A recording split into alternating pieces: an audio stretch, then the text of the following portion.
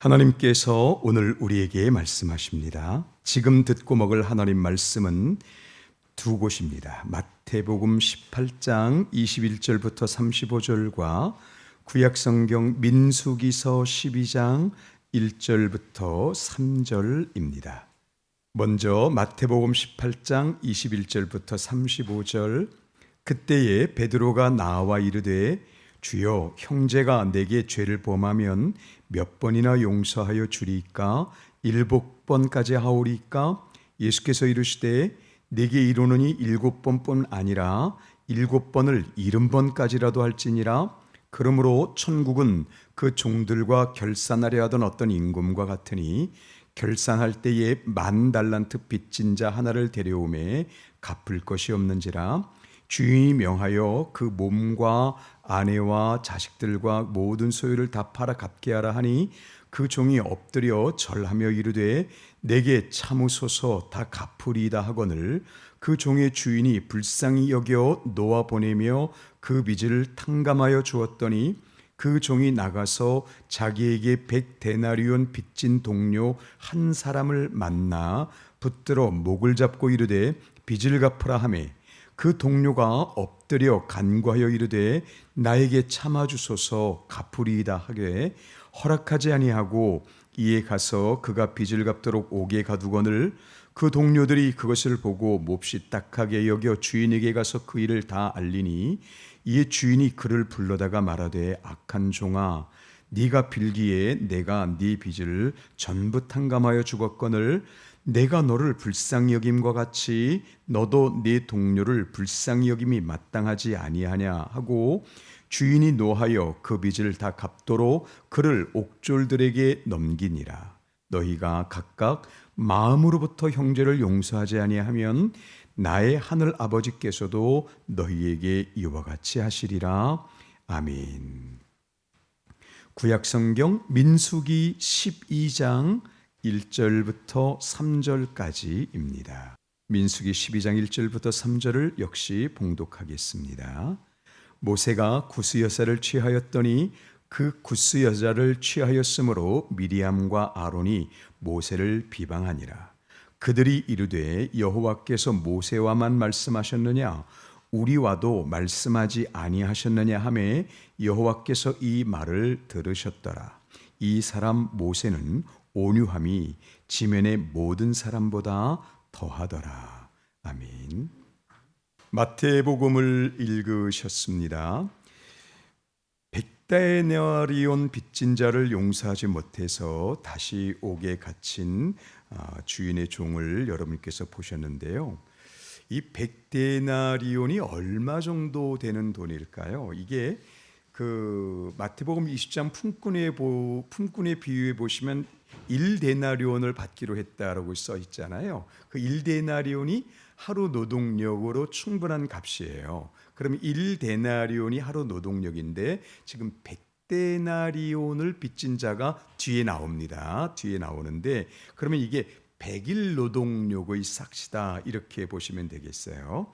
그래서 이 100일 노동력의 싹인데 1달란트는 6,000데나리온입니다. 6,000데나리온. 그러니까 6,000데나리온 하면 6,000일을 모아야 하는 값이에요. 6,000일이면 16년에서 17년.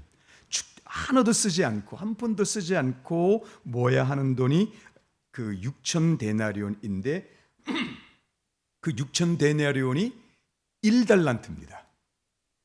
6,000데나리온이 1달란트예요. 근데 지금 원래 이 종은 얼마를 빚졌는지 보이셔요? 1달란트가 아니라 1만 달란트예요. 1만 달란트. 자, 1달란트가 16년, 17년 일해야 되는 그거라고 했어요. 말씀을 드렸습니다. 이게 지금 이제 이게 엄청난 건데 생각이 드시죠? 그래서 이 1만 달란트를 그렇게 계산해 보면 옛날식으로 해서 옛날 아주 값싼 노동력을 일일 10만 원, 요즘엔 10만 원 없습니다만 일일 10만 원으로만 해도 얼마가 나오냐 하면 6조 원입니다. 상상할 수 없는 것이죠. 그러니까 우리가 딱 봐도 우리가 하나님께 용서받은 이게 어마어마한 거구나. 그런데 우리가 형제를 용서하지 못해. 이게 용서해야 되겠구나. 이런 가르침인 것은 이제 명확하게 볼 수 있습니다. 그러면서 이제 우리가 지금 두 가지를 본문으로 잡았어요. 하나는 오늘 주제는 용서에 대한 것 같다. 딱 감이 오실 거예요. 두 번째 민수기서를 보시면 용서를 말씀드리는 거 아닙니다. 왜냐하면 제가 오늘 누군가에게 퀴즈를 냈어요. 그래서 이 퀴즈를 혹시라도 용서 이렇게 쓰실 수 있는 분들이 있어서 용서를 말하려고 하는 게 아닙니다. 그 속에 있는 거죠.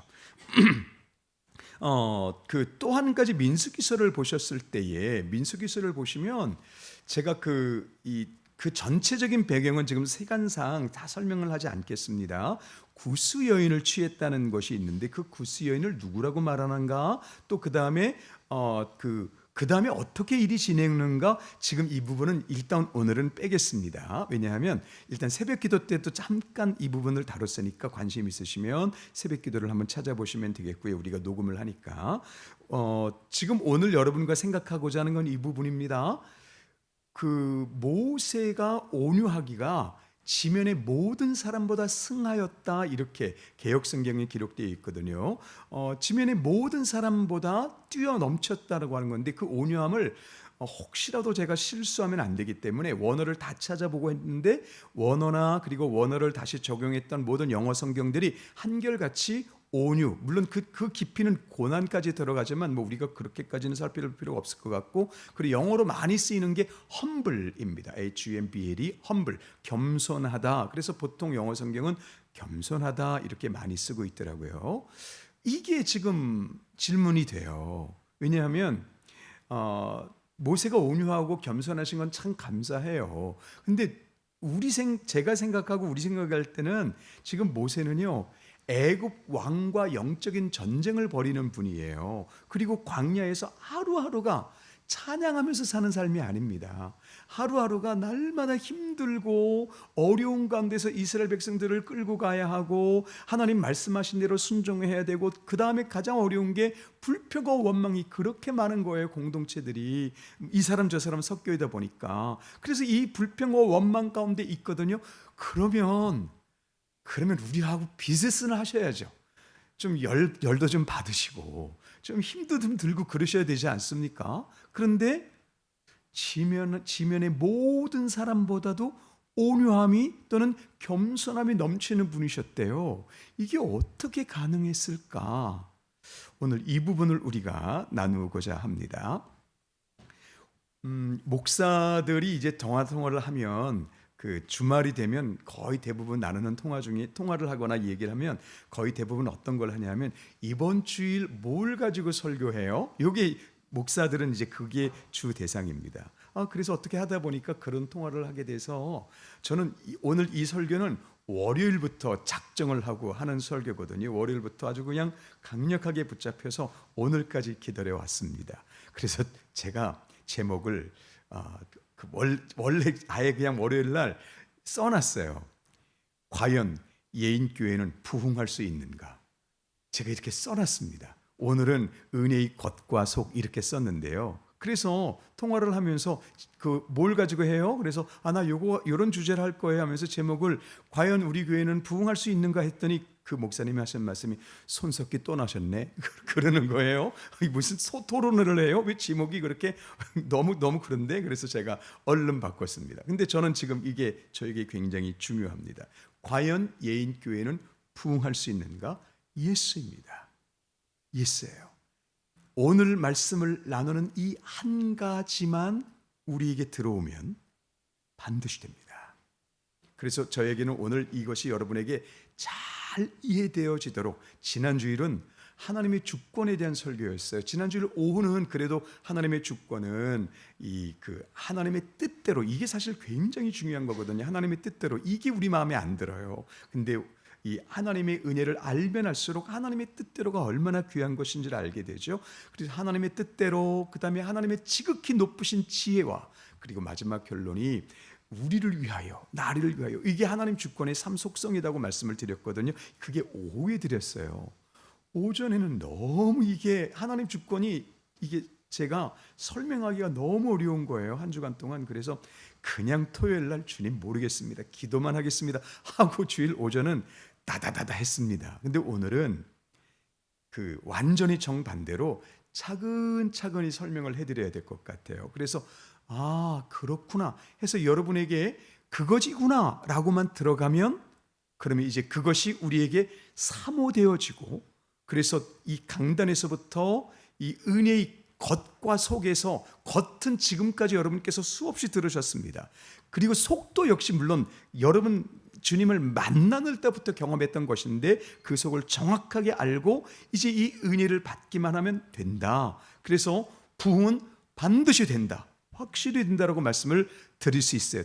단 조건이 있는 거죠. 이 부분이 충족되면, 이 조건입니다. 이 조건이 반드시 충족되어야 합니다. 여러분, 병이 낫는 것이든지요, 또는 사업에 성공하는 것이든지요, 어떤 일이라도, 제 아무리 어려운 일이라도 치료되지 않을 것 하나도 없습니다. 해결되지 않을 것 하나도 없어요. 그게 해결될 것이냐 안 될 것이냐의 경중의 문제가 아니고요, 은혜를 받을 수 있느냐, 이 부분이 핵심입니다. 은혜만 받으면 돼요.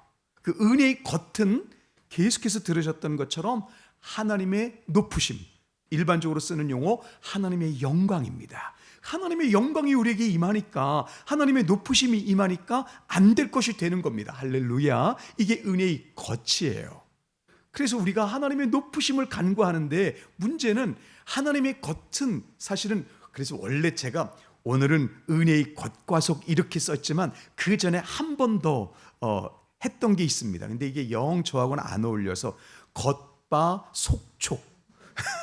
이게 겉은 바삭, 제가 겉은 바삭하고 속은 촉촉한 과자가 뭐지 그랬더니 여러 가지가 나오더라고요. 그래서 겉바 속촉 은혜 뭐 이렇게 썼는데, 이거 영 제 스타일이 아닌 거예요. 근데 겉은 하나님의 높으심, 하나님의 영광이에요. 근데 속이 진짜 촉촉하게 우리 안에 있는데, 이 속이 진짜예요. 속이 돼야 겉이 만들어집니다. 그래서 이 속이 굉장히 중요합니다. 오늘 이 속, 자, 지금 마태복음에서의 설명은 하나님의 용서가 어마어마하게 큰 것이고, 그리고 우리가 형제를 용서하는 것이 지극히 중요한 것이구나, 이 부분에 대한 설명은 그렇게 여러분께서 어렵지 않게 이해하실 수 있을 것이라고 봐요. 그러면 여기서 이제 우리가 생각하는 게, 왜 그렇게 용서가 중요한가? 용서가 중요한 건 당연히 중요한 건 알겠는데, 그래도 용서가 중요하다면 왜 그렇게 용서가 중요하지? 라고 하는 질문. 그 다음에 이제 또 하나의 질문은 아까 했던 것처럼, 도대체 그렇게 영적으로 너무너무 척박한 환경인데 어떻게 모세는 온유함이 또는 겸손함이 충만하신 분이었을까? 자, 몇 가지 더 제가 이제 질문을 할 테니까 그 질문 중에서 하나만 잡으시고 가셔도 됩니다. 여러분, 예수 그리스도를 믿어 구원을 받습니다. 오늘 장로님께서 기도하실 때도 말씀하신 그대로 예수 그리스도를 믿음으로 말미암아 우리가 엄청난 구원을 받습니다. 근데 구원을 받는 동시에 안 받게 되는 게 있습니다. 없어지는 게 있습니다. 그게 뭐죠? 예수 그리스도를 믿는 동시에 무엇이 없어집니까? 두 글자, 정죄가 없어집니다. 사망도 물론 없어지죠. 예, 정죄가 없어집니다. 사망의 속인 정죄가 없어져요. 할렐루야. 그러면 하나님께서 우리를 너무나 사랑하시고 우리를 하나님 자녀 삼으시고 사망 없애주시고 정죄까지 없는데, 도대체 이 모든 것들은 무엇으로 말미암아 이루어질까? 라고 하는 것입니다. 우리가 정죄를 안 받아요. 어떻게 그게 가능하지? 나 같은 건 당연히 정죄받아야 되는데, 물론 하나님의 사랑 그러면 끝입니다. 근데 그 속에 있는 게 하나 있어요. 이게 은혜의 지금 속이라고 말씀을 드렸습니다. 베드로가, 우리가 사도행전 가끔 보지 않습니까?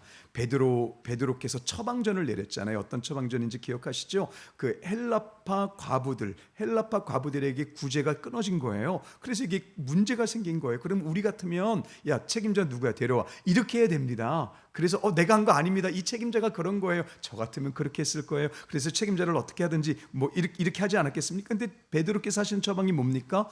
나 때문이에요. 내가 기도하지 않아서 그래요. 내가 기도하고 말씀 전하는 일에 전념할 테니까 이 일은 이제 은혜 많으신 집사님들에게 부탁합시다. 그래서 7 집사 뽑았어요. 옛날 베드로 그렇지 않습니다, 여러분. 옛날 베드로 어떻게 했는지 아세요? 칼 뺄 사람이에요. 칼 빼는 사람. 누구 이씨 나와 이랬던 분이에요. 베드로가 진짜 그렇습니다, 여러분. 근데 베드로가 완전히 변화된 겁니다. 하나만 더 말씀을 드릴게요. 그러니까 베드로가 어떻게 이렇게 변화될 수 있었을까? 마지막 하나는요. 구약의 이사야 선지자는 구약이니까 이해를 할 수 있겠습니다. 하나님의 성전에서 하나님을 만났더니 막 떨고 난리가 났어요. 구약이니까 뭐 그렇다고 쳐. 근데 신약에서는 사도 요한께서 성령으로 충만하셔서 복음을 증거하시다가 반모섬으로 유배를 당했거든요. 성령 충만한 분입니다. 근데 성령 충만하신 분인데 예수님을 만났어요. 그러면 어떻겠습니까? 아이 주님 할렐루야, 드디어 여기서 또 뵙네요. 아이 주님 되게 힘들었습니다만 함께 해주셔서 감사합니다. 우리 같으면 그렇게 하지 않았겠습니까? 오늘 제가 너무 주님을 망령되게 일컫나? 어쨌든 그렇지 않겠습니까? 그런데 사도 요한이 거기서 엎드러졌습니다. 하나님의 영광과 아무리 성령 충만할지라도 이 우리 몸이 갖고 있는 이 죄성으로 인해서 이 거리가, 마음의 거리가 어마어마한 거예요. 그러니까 그것이 이해가 되죠. 그래서 성령 충만하다 할지라도 영광의 주님을 만나면 우리는 고꾸라질 수밖에 없습니다. 문제는 이것입니다. 고꾸라졌는데 안 죽네요? 안 죽어요. 어떻게 그게 가능할까요?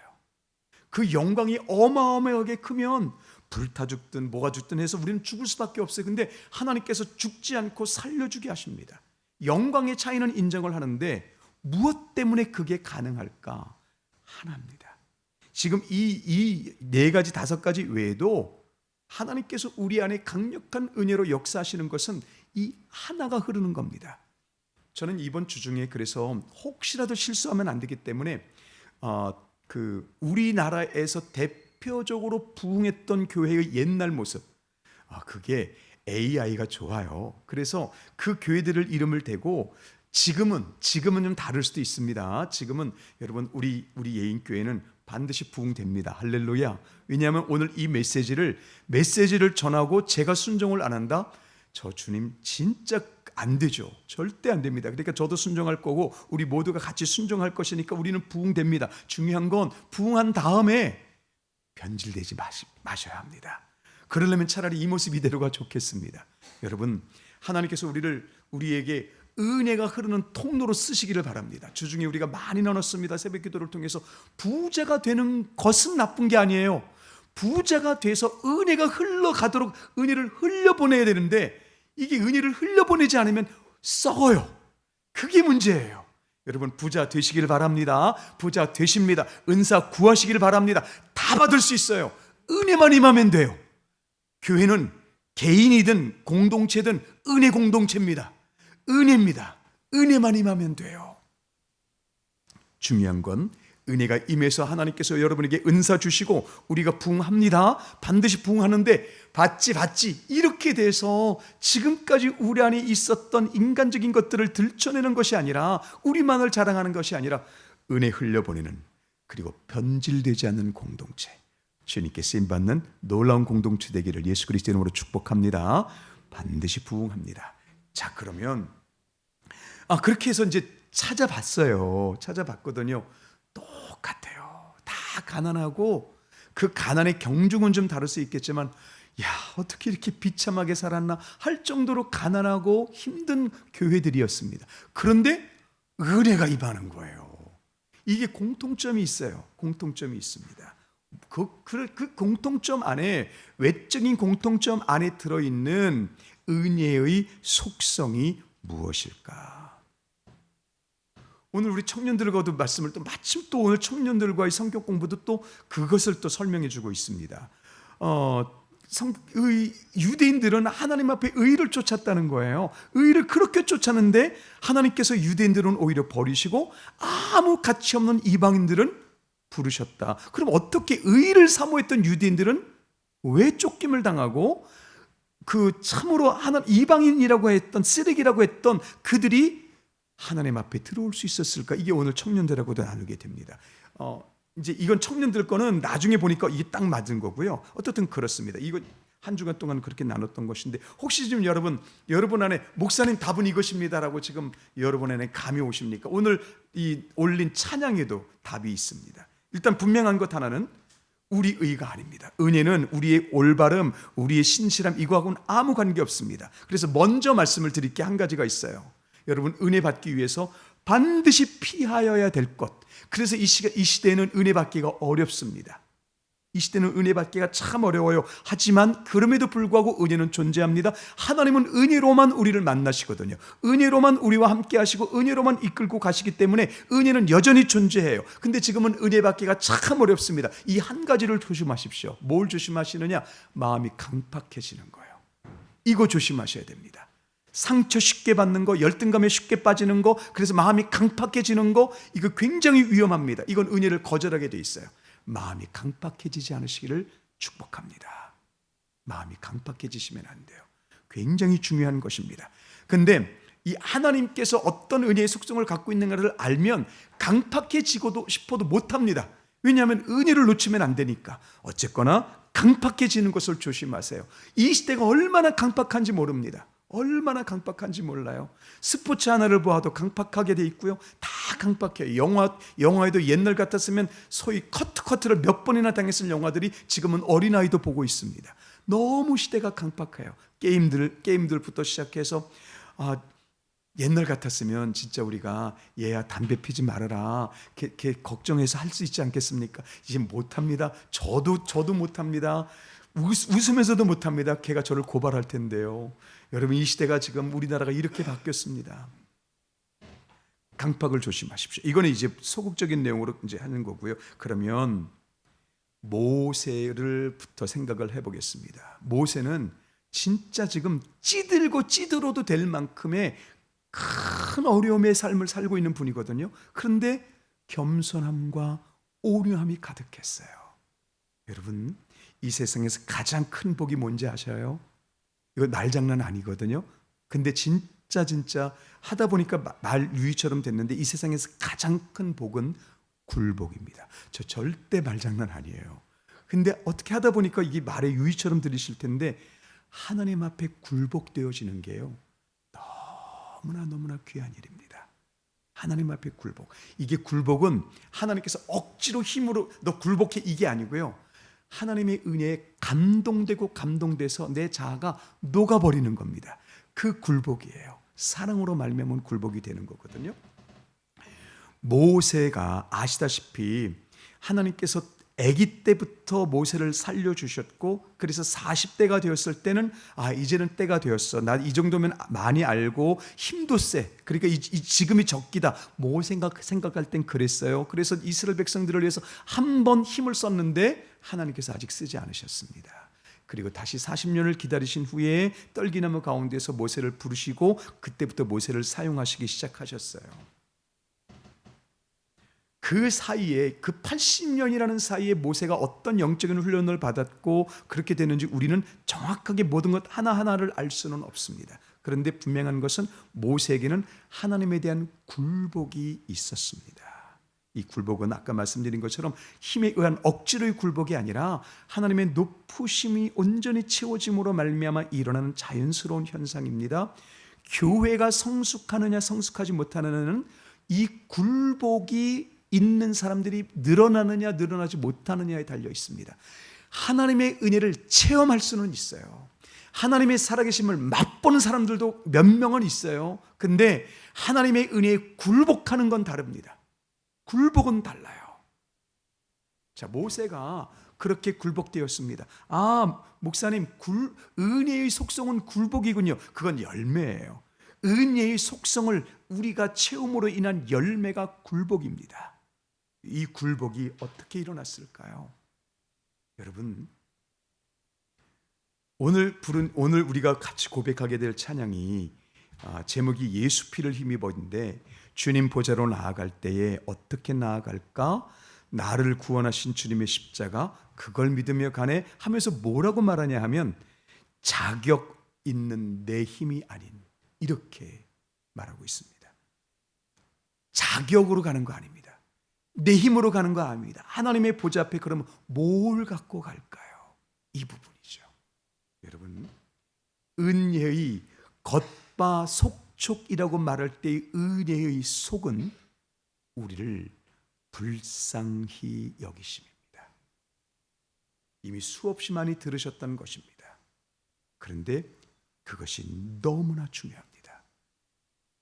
은혜가 무엇입니까? 아무 대가 없이, 가능성도 없고 자격이 없는 자를 향하여 아무 대가 없이 무조건적으로 퍼부어 주시는 사랑, 이걸 우리가 그렇게 적용했잖아요. 근데 그 속에 어떻게 대가도 바라지 않으시고 아무 자격이 없는 나에게, 내가 죄인이라고 당연히 고백할 수밖에 없는 그런 나에게 하나님께서 그 사랑을 부어주실까요?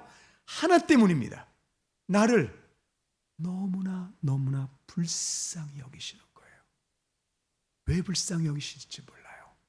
아니, 모든 사람을 향하여 하나님은 그 죄인된, 심지어 당신을 배반했는데, 당신을 배반해서 하나님 되겠습니다라고 날뛰었던 그 인간들을 향해서 하나님께서는 불쌍히 여기십니다.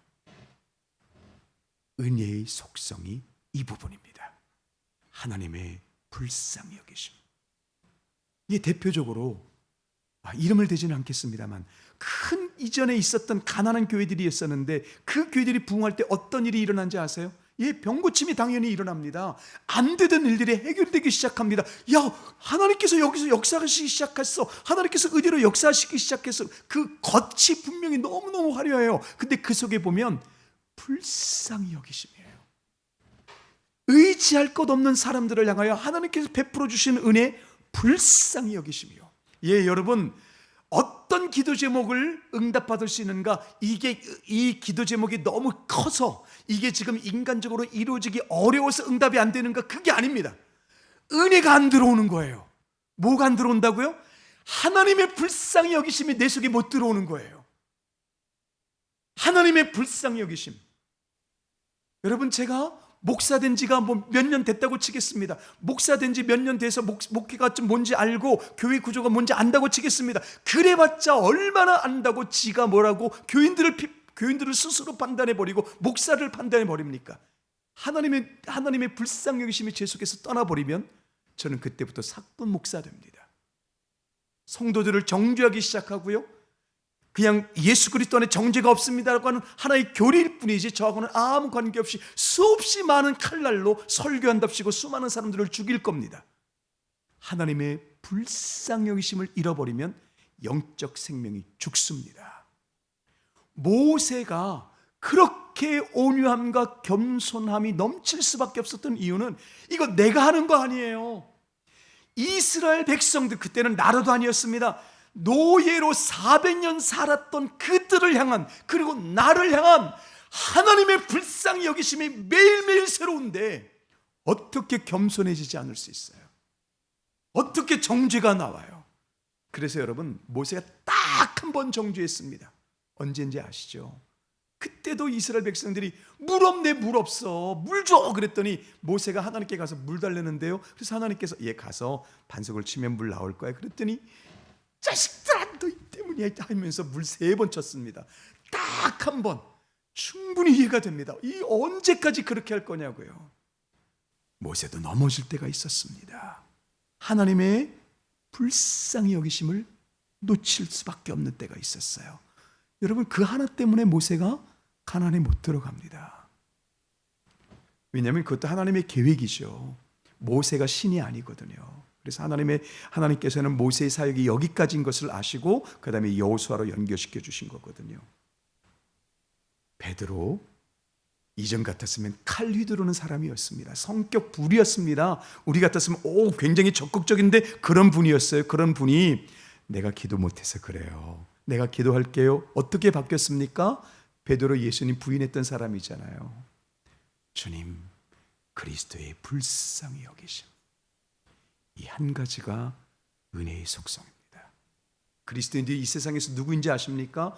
왜 그리스도인들이 세상에서 핍박받으면서도 함께 웃어주면서 오히려 그를 위해 기도하죠? 뭐가 흘러야 되기 때문에요. 하나님, 저 사람을 정죄하지 마세요. 저 사람에게 하나님의 불쌍히 여기심이 들어가게 해주세요. 이게 이 세상을 향하여 빛으로 사는 사람들의 삶입니다. 우리가 빛과 소금으로 세상에 부르심을 받았다고 예수님께서 말씀하시지 않습니까? 우리의 빛이 무엇입니까? 선한 행실인가요? 맞습니다. 선한 행실도 당연히 있겠죠. 근데 그 선한 행실 속에 무엇이 있을까요? 아무 정죄가 일어날 수 없는 하나님의 불쌍히 여기심으로 충만한 삶입니다. 나를 향한 하나님의 불쌍히 여기심은 이 땅에서 생명 마칠 때까지 끝이 없습니다. 하나님의 불쌍히 여기심을 알고 알면 정죄 사라집니다. 자, 그럼 여러분 모든 것에 대해서 다 답이 나올 수 있죠. 예수 그리스도를 믿기만 하면 구원을 얻고 하나님의 자녀가 되는 그 놀라운 일이 주어지면서 우리에게 무엇이 없어진다? 정죄가 없어진다. 왜 그렇습니까? 하나님의 불쌍히 여기심 때문에요. 하나님의 불쌍히 여기심이 넘치면 그 심령이 삽니다. 여러분, 여러분에게 가까운 분들이 있습니까? 하나님 그를 불쌍히 여기시옵소서. 하나님 그를 불쌍히 여기시옵소서.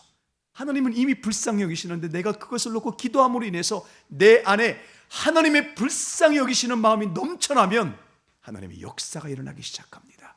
어떤 일이든지 마찬가지예요. 심지어는 성령으로 충만한 사도 요한이랄지라도, 성령으로 충만한 교회 어느 교인이랄지라도 우리에게는 이 몸의 죄성이 있거든요. 그래서 우리 안에 성령으로 충만한 가운데 하나님 나라를 누릴 수 있는 길은 하나님의 불쌍히 여기심이 살아있는 겁니다. 할렐루야. 하나님의 불쌍히 여기심이 오늘 우리를 살리는 겁니다. 그게 은혜예요.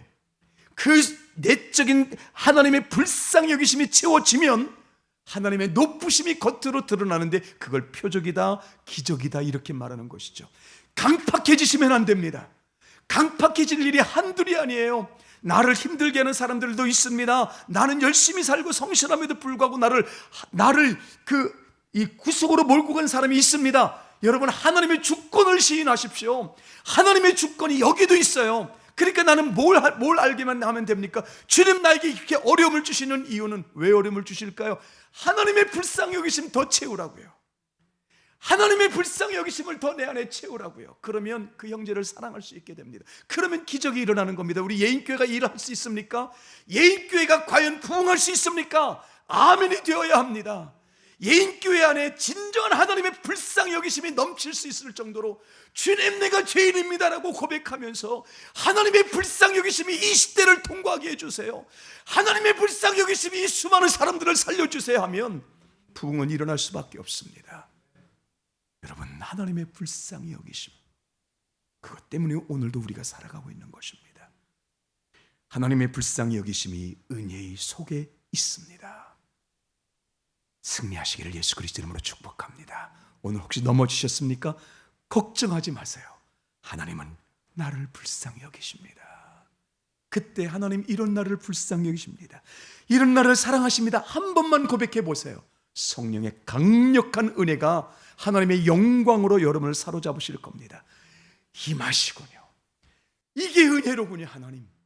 하나님 더 하나님의 은혜를 알게 해주세요 하다 보면 그때 굴복이 일어나는 거죠. 예인교회 위에 하나님의 굴복이 넘치는 은혜가 있게 되시기를 예수 그리스도 이름으로 축복합니다. 오늘 이 찬양 우리 함께 고백하겠습니다. 오늘 이 시간부터는 우리 예인교회 부흥한다. 내 삶에 기도 응답이 나타난다. 내 삶에 하나님의 역사가 일어난다. 왜냐하면 하나님의 불쌍히 여기심만 내 속에 들어오면 되니까. 하나님의 불쌍히 여기심, 내가 이렇게 잘났는데 여러분 세상에서 잘난 거 아무 소용없어요. 하나님의 영광 앞에서는 죄인 중에 괴수가 우리입니다. 하나님의 불쌍히 여기심이 내 속에 넘쳐나게 해 주옵소서. 우리 함께 이 찬양 같이 고백하면서 주님 우리 예인교회 우리 교회 은혜 넘치게 해주세요. 함께 기도하겠습니다. 함께 찬양하고 기도하겠습니다.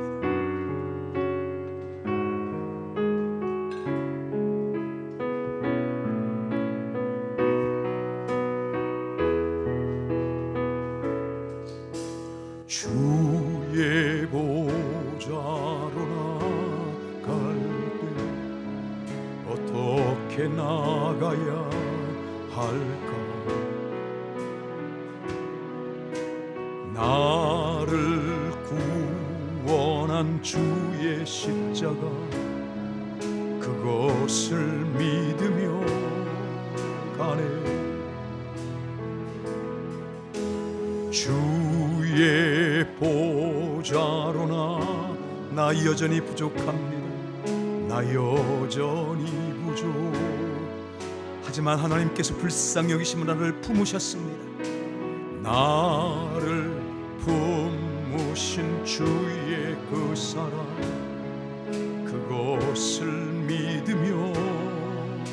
가네. 자격 없는 내 힘이 아니 오직 예수님의 보혈로. 자격 없는 내 힘이 아닌 오직 하나님의 불쌍히 여기심으로 오직 예수님의 보혈로.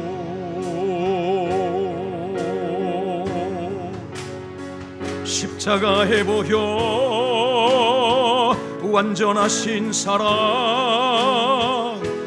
힘입어 나 주님 내 힘으로 나아가지 않습니다. 하나님의 불쌍히 여기심을 힘입어 나아갑니다. 십자가의 보혈 완전하신 사랑 힘입어. 오늘 이 시간 우리가 예배할 때에 하나님의 불쌍히 여기심을 힘입어 예배합니다. 다시 한번 처음부터 고백하겠습니다. 주의 보좌로. 하나님 이제는 예배가 하나님의 은혜를 받게 하여 주세요. 나가야 할까 나를 불쌍히 여기신 십자가 나를 구원한 주의 그걸 믿습니다. 그것을 믿으며 가네. 여전히 내가 부족하지만 주의 보좌로 나갈 때에 나 여전히 부족. 하나님의 불쌍히 여기심 때문에 우리가 살아가는 겁니다. 할렐루야. 나를 품으신 주의 그 사랑 그것을 믿으며 가네. 이젠 내 자격 내 힘 뺍니다.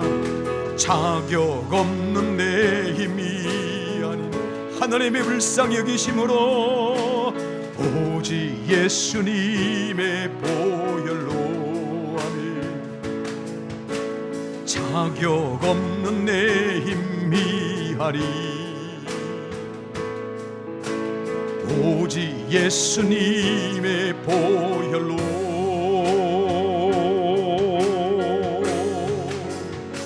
십자가의 보혈 완전하신 사랑 힘입어 나아갑니다. 십자가의 보혈 완전하신 사랑 힘입어 예배. 오늘 이 시간에는 여러분과 제가 함께 입을 열어 기도하기를 원합니다. 여러분, 우리가 함께 교회 생활을 하고 있습니다. 수많은 교회들이 존재하고 있습니다만 우리가 지금 사명감을 가져야 되는 이유가 있습니다. 은혜를 모르는 그리스도인 없고 교회는 없습니다. 그러나 은혜에 붙잡힌 교회를 찾기가 점점 어려워지고 있습니다.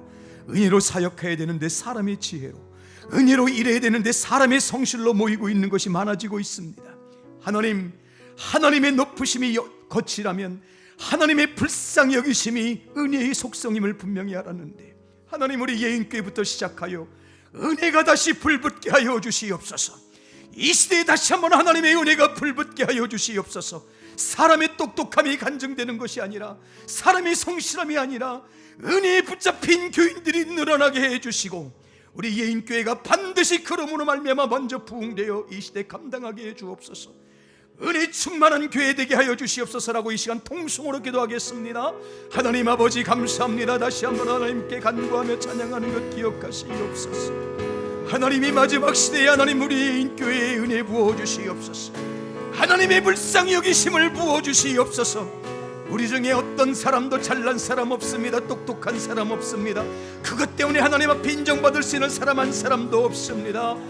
하나님의 불쌍히 여기심 때문에 모세가 있었고, 하나님의 불쌍히 여기심 때문에 우리가 하나님 앞에 나아갈 수 있습니다. 하나님의 불쌍히 여기심 때문에 성령 충만하다 할지라도 하나님 앞에 나아갈 수 있습니다. 주의 하나님 아버지, 하나님의 불쌍히 여기심을 우리에게서 정죄가 사라지게 하셨습니다. 하나님의 불쌍히 여기심이 병을 고치십니다. 하나님의 불쌍히 여기심으로 우리가 나아가게 하여 주시옵소서. 하나님 아버지, 하나님, 우리 예인교회에 반드시 이 마지막 시대에 수많은 성도와 수많은 사람들에게 하나님 은혜가 진짜이며 하나님 은혜가 얼마나 중요한 것인지를 삶으로 보이는 그야말로 빛과 소금의 교회가 되게 하여 주시옵소서.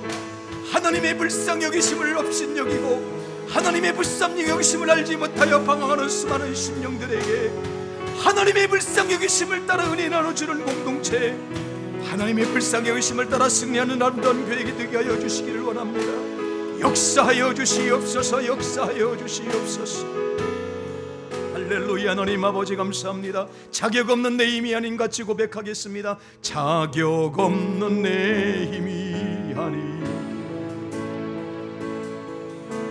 오직 예수님의 보혈로, 우리의 힘이 아닙니다. 자격 없는 내 하나님의 불쌍히 여기심이 다시 부흥으로 임하게 해 주옵소서. 오직 예수님의 보혈로,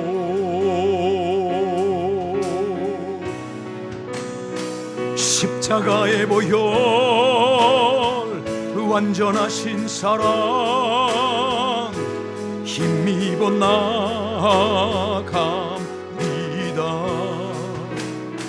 십자가의 보혈 주여, 완전하신 사랑 힘이 주님, 우리 마음의 모든 강팍함도 열등감도 없어지게 해주세요. 십자가의 보혈, 십자가의 보혈, 완전하신 사랑 힘입어 나아갑니다. 아멘. 십자가의 보혈, 완전하신 사랑 힘입어 예배합니다. 하나님, 여기 있는 우리 중에 은혜, 하나님의 높으심으로 말미암고 하나님의 불쌍히 여기심이 없었다면 존재할 수 있는 사람 한 사람도 없습니다. 그런데 주님, 그것이 이전 것으로 끝난 것이 아니었습니다. 이 세상 마칠 때까지 하나님의 불쌍히 여기심으로 오히려 채움을 받아야 한다는 것을 다시 한번 확인합니다. 나의 잘남, 나의 성실, 나의 고집, 나의 열등감, 나의 완악함 예수님 이름으로 오늘 버립니다. 하나님의 불쌍히 여기심이 내 영과 내 혼을 사로잡아 주시옵소서. 우리가 서로 용서해야 되는 이유가 하나님의 불쌍히 여기심이 흘러야 하기 때문입니다. 하나님의 불쌍히 여기심이 들어오면 지혜가 일어납니다. 하나님의 불쌍히 여기심으로 각종 표적이 일어납니다. 예인교회가 증거하게 하여 주옵소서. 예인교회가 먼저 앞서게 하여 주옵소서. 그래서 부흥은 일어납니다. 반드시 부흥하게 하여 주옵소서. 우리를 위해서가 아니라 하나님의 불쌍히 여기심이 흘러 넘쳐나게 하여 주시옵소서. 주 예수 그리스도 이름으로 축복하며 기도하옵나이다. 아멘.